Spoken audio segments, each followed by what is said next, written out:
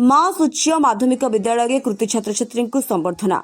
जलेश्वर अवस्थित मास उच्च माध्यमिक विद्यालय अध्ययन शिक्षार्थी माने चलित वर्ष शिक्षानुष्ठान युक्त 2 विज्ञान परीक्षा शिक्षार्थी माने 100% सफलता हासिल करने परिप्रेक्षी में भंज कल्याण मंडप में आयोजित सभारे अनुष्ठान प्रतिष्ठाता शिक्षाविद त्रिलोचन दास अधिकारी सभापतित्व कर कृति छात्र छात्री उज्जवल भविष्य कामना करथिले।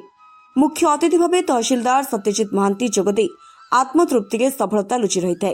तेणु जी जो क्षेत्र में इच्छुक से क्षेत्र में अभिभावक माने मार्गदर्शन करने को परामर्श देते। मंचासीन अतिथि मध्य समाजसेवी कमल कुमार चक्रवर्ती, प्राक्तन अध्यक्ष डॉ रमाकांत भंज, प्राक्तन एबीओ बनमाली धल, शिक्षक गौरीशंकर गिरी जोगदे संस्कारी मनीष होगा आह्वान देते।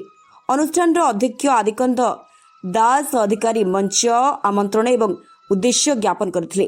मोट 64 जन परीक्षार्थी मध्य 56 जन शिक्षार्थी प्रथम 8 जन द्वितीय श्रेणी 100% कृतकार्य होई अनुष्ठान को गौरव आनिथिबारु उत्तरीय पुष्पगुच्छ दे संबर्धना दी जायतिला। शेषे समाजसेवी दीप्तिराणी नंदी धन्यवाद अर्पण करथिले। सर्वप्रथम जगन्नाथ को प्रणाम जनइबी।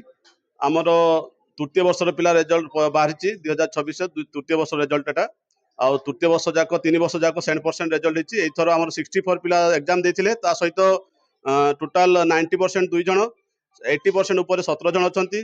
100% रिजल्ट होती। ता सहित 56 जन फर्स्ट क्लास पाइछंती आ 8 जन सेकंड क्लास पाइछंती। थर्ड क्लास फेल केही नांती। फर्स्ट मार्क केते रखिछन? 566 94% 4 पॉइंट समथिंग रखचंती हाईएस्ट मार्क हमर। आगो को कलेश्वर भलिया गोटे साइड ओडिसा गोटे साइड गोटे पार्ट बालेश्वर जिलार उत्तर साइड रे ए भलिया रिजल्ट गोटे आखि दुसिया रिजल्ट ता सहित आगामी दिन रे केमिति ताठू बहुत भलो रिजल्ट हे परिबा हमें समस्त चेष्टा करिया। मास परिवार तरफ समस्त चेष्टा करिया। बालेश्वर स्पेशल रिपोर्टर बनमाली महाकुड़क रिपोर्ट स्वतंत्र ओडिशा लाइव।